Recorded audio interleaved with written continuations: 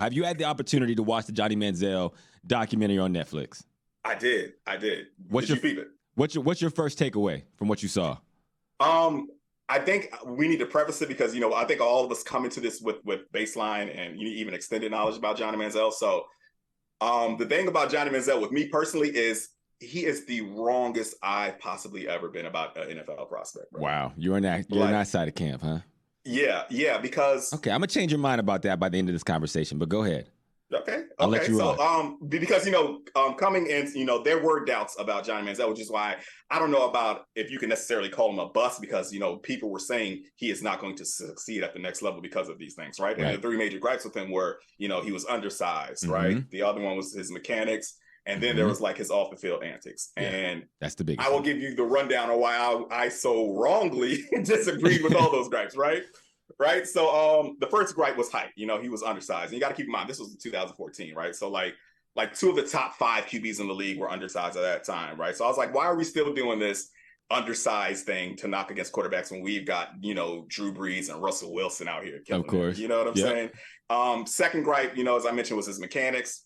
And as far as mechanics went, and I'm still kind of on this boat. I just never was of the belief that non-conventional quarterbacks need to have conventional mechanics. Yeah. You feel me? And again, this was 2014, bro. 2014 felt like the future, right? Like Cam Newton, had perhaps the greatest rookie year of a QB a few seasons before that, like 4,000 yards, 800 yards rushing. Yeah. And, we had that 2012 class with, RG3, Russ, Cap. And it just felt like, like I said, holding a non-conventional quarterback's pocket mechanics against them. It just was starting to feel especially when his value proposition at the time was the fact that he was non-conventional. That was the thing he brought to the table. So to hold him to that standard when he doesn't check any of the other boxes is ridiculous. You're holding him to rules of a game he doesn't play. So I'm with you 100%. I want to hear this third one of how did you get past all the off-field stuff of everything you had heard? I thought it was just a college kid doing college kid shit. I was like, okay, he goes to frat houses and he parties and gets drunk. Like, what 21-year-old doesn't do that? Yeah, you know what I mean? Here's where you messed up, DragonFlyJonez. This is where you messed up. Is because if it starts to bubble up, and we gonna call a spade, for a white quarterback in Texas, if it starts to bubble up a little bit past outside of that bubble, it's probably a real problem. Right? Because if it was just innocent college kid stuff, they probably would have kept it under wraps a little bit better than what they could. But they honestly couldn't contain it to where everyone in the country knew what time it was. Yeah. Right? Yeah. And that's Like hindsight. I said, I didn't know it at the time. I don't want to make it seem like I was in front of the curve. I was not. I was team Johnny Manziel through and through. Yeah. Like I said, I just thought it was a bunch of old people, shaking their fists at the cloud, like the undersized thing, the mechanics, the partying antics. But yeah, I was dead wrong. Listen, the naysayers, they nailed the fuck out of those 3 nays. They got all 3.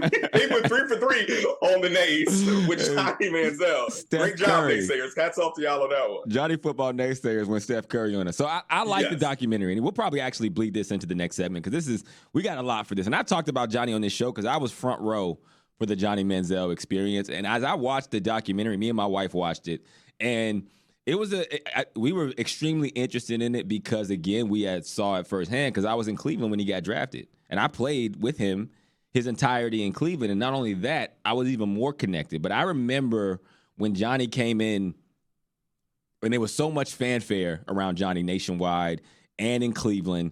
And we would be in the locker room, and for the entire 2 years, man, it was like Johnny was in his own world. So to hear on the documentary that he was dealing with all this pressure and depression, and he just didn't want to be there, and he had all these like grand plans of like almost ending it in his time there. Yeah. It so perfectly matches up because we would be trying to, a couple of us that were like more veterans on the team, we would be trying to engage him. And he literally wouldn't say a word to anybody in the locker room. Not like purposely, but you could just tell he was dealing with stuff. And when people talk about Johnny Manziel, it's like Josh Gordon had substance abuse problems, right? And him and Johnny were there at the same time. But when you look at Josh, and I've had family that, I come from the areas where substance abuse happens.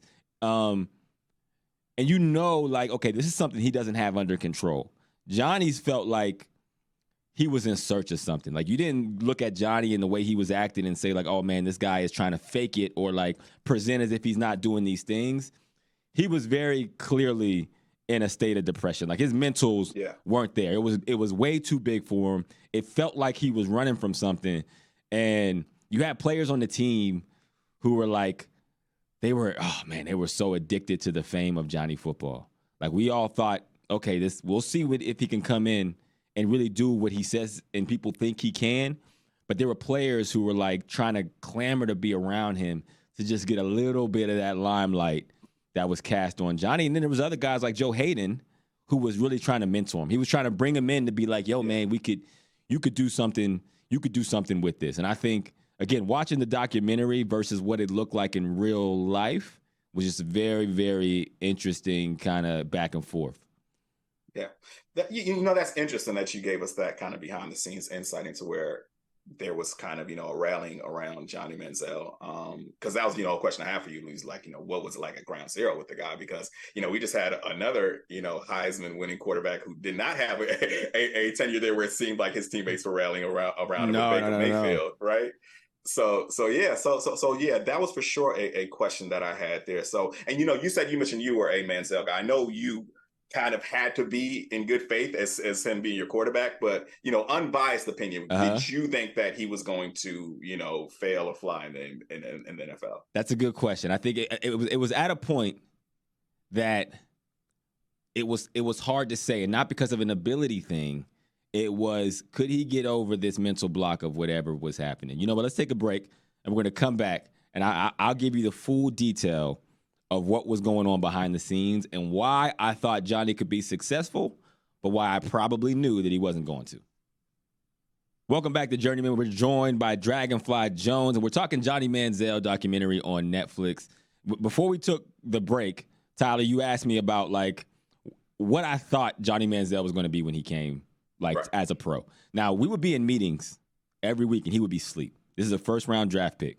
He would be asleep in the front row. Like, you could fall asleep in the meetings, and you're trying to hide it. So in the documentary, he talks about how he was trying to do everything in his power to get out of the situation that he was in because it was too big for him. And that's crazy because I would look down and we would see him sleep in the corner of the room in front of the offensive coordinator, in front of the head coach. They would act like they didn't see him, but it was so very clear that he was trying to show he did not give a damn. Now, in the documentary, his agent, Eric Burkhart, talks about how they can contract this whole, like, from the pre-draft to going radio silent then to after the draft, and he was doing everything in his power to give this kid a chance to kind of turn the leaf. And so I actually got really cool with Eric in that time. He was his agent. And what I was kind of Eric's eyes and ears on the ground with Johnny Manziel. And so I would, like, let him know, yo, this is what's going on. This is what Johnny has going. And I was, like, kind of looking out for Johnny in Cleveland. And Eric was very appreciative of that. Now, I didn't know the lengths that EB was going through to try to keep him in the game. But because he was so appreciative, he actually introduced me to Maverick Carter. And that's how I met Mav and eventually interned and worked there and still work with him today for, like, the last 7 years. And that's how I actually got that connection because I helped him out with Johnny. But what was crazy, Tyler, was that it was weird to be in a documentary and know that you're in the middle of a future doc. Like, this documentary, I think that's why I wasn't so excited about it, because in the middle of it, I remember there was what was the name of that documentary about the USC quarterback? Do you remember? The 30 for 30? The 30 for 30. Marinovich? About Rise of Troy or something like that? Something where it was like this dad, like, was basically, like, groomed this kid to be the best quarterback, and he became it in USC. Oh, you're talking about the Tom Marinovich one. The Tom Marinovich one. Yeah. That was, like, big at the time. It was, like, not too old, maybe a couple years. And when Johnny was there, we would all reference that doc. And we were like, be like, damn, bro, it's crazy. Like, we all knew that we were watching this documentary happen in real time, like the Johnny, and we all knew it was going to be called Johnny Football. Like, that's the name of the documentary. Here we are a decade later, and it actually comes through. So it was weird to know you're in the middle of a documentary while it's happening. The thing I think the documentary missed on, well, before I get to there, you talked about what you thought Johnny was as a player. What did you think, like, as from a fan perspective, like, what did you think of all the off the field stuff? Because it wasn't crazy to me, but I would imagine it was new information to you as you're watching a documentary. Yeah. I think a huge takeaway here that I haven't heard a lot of people, I don't think I've heard anyone kind of mention is we don't get this documentary without the recent NIL legalization, right? Because these dudes admitted to everything. Stuff we didn't know. Right. And it was a bit shocking, but I'm guessing obviously the NCAA can't retroactively punish you for something that's no longer illegal. So I don't think that there's any way this doc even gets made if Manziel's Heisman, was in danger of being repossessed, because bro, these dudes, Manziel and his friend Nate, admitted to lying to the NCAA during the NCAA investigation about improper funds received. And bro, like that was kind of a takeaway here. Like without the NIL, we never get this documentary, at least that part, at least. Yeah, he was getting money too. That's it. Yeah, cashed out, dog. Cashed out. You know what? And this is taking a very serious tone that I don't like. So we gotta call it for what it is too. They didn't mention this. They talked about the hype. I don't think they did a good enough job building up the hype that was around Johnny Manziel. And why? He was white Vic, bro. That's why they loved him. It wasn't because he was a good quarterback and he had wins. It was because we had never seen a white mobile quarterback doing the that we see mobile quarterbacks do, and everyone we was gassed, bro. It wasn't just white people, black people. It was like, yo, this is crazy. He's out here really saucing people up. Right. Drake made a draft track for him and Andrew Wiggins, right? Drake ain't making no, I'm trying to think of another good Texas, like Ryan Mallett wasn't getting no Drake references, bro. Right? Blake Bortles, the number one QB taken in that draft, was not getting Drake track. He wasn't getting Drake. That wasn't the cool of it. It was like, yo, this dude is running around spin moving. I've never seen a white guy spin move and flick the wrist the way that Johnny Manziel was. Absolutely.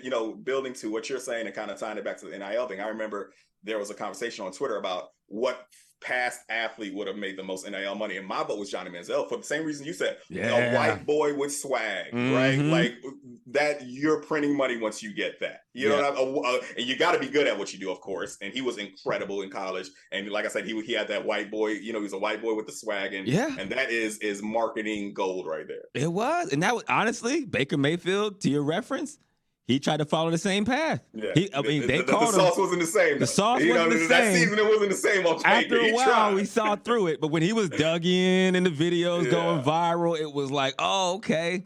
And he ended up being, people have called him Sober Johnny. I'm not saying it was me. I have not said that. But that has been a reference that I've saw on Twitter. They call that man Shirley Temple Manziel. They call him Shirley Temple Manziel. But Johnny was good, though, too. He wasn't like, I remember like having a conversation. I was playing with the Bengals. This is before he got drafted. Zach Robinson, who is now the Rams pass game coordinator, Andy Dalton, and Greg McElroy, who's like the lead college football analyst. They all were like, oh, no, Johnny Manziel is going to take the league over. He does things that you cannot teach a quarterback. His feel for the game, his vision, his instinct, all of that, to watch the documentary and realize he was just out there winging it. So that tells you he was special. You're right. Like, you are a first-round NFL quarterback, and you never watch film. Like, bro, he's not lying, my boy. Yeah, that's wild. You said he was in there catching up on Z's. That's crazy. The coach called me. A question I have for you, and a reason why I thought that Manziel was going to work was I was a Washington fan in a former life, so I was familiar with the miracle worker that Kyle Shanahan could be, kind of even before everybody got hit to that. So Kyle Shanahan was there. I thought that I just saw what he did with RG3. I saw how he had the world food with Kirk Cousins, and I was like, he's going to work some magic with Manziel. But then he left like after Manziel's first year, right? Like so how are the vibes in the locker room when Shanahan left? Of course, and seeing that, like, bro, if anyone could maybe save Johnny, it's this guy, and he's on his way out. I'll tell you right now, Shanahan owes me at least $10 million. At least $10 million. Shanahan and Mike McDaniel, between the two of them, who is now the head coach of the Dolphins, they owe me $10 million. Had they not left, I would have signed another deal for at least $15 to $20 million, and I probably would have seen $10 million of it, because that's how the league works. Right. But they forced their way out of Cleveland after that season because they were forced to play Johnny Manziel. They called me. We were 7-4. They called me like, hey, we're thinking about starting Johnny. And I started laughing because I thought they were joking when the head coach called me. I thought he was playing. He was dead serious. And I was like, yo, you're asking me my thoughts on playing somebody who I know is asleep all day. I know he's not watching film. He threw 3 picks in a walkthrough before the game, and like there's nobody playing defense. It was wild, bro. It was like, and now they're watching the doc, I'm like, oh, he probably did that on purpose. Yeah. You know what I'm saying? It was a crazy experience that definitely deserved the documentary treatment. Yeah, that was wild. You know, when he said, like, bro, he said it stopped being fun to him at rookie camp. I was like, yeah, bro. This ain't, yeah. I seen Johnny smile. Up, I seen Johnny have a fun time one time, and it was because he was high. That's a fact. Like, there was one time he was super personable, walking around, dapping everybody up, smiling, and it was because he was like, that night before, it was like probably one of the nights he was talking about in the doc. He had went out and kicked it, and it was so visible, everybody was talking about, like, oh, Johnny's on one.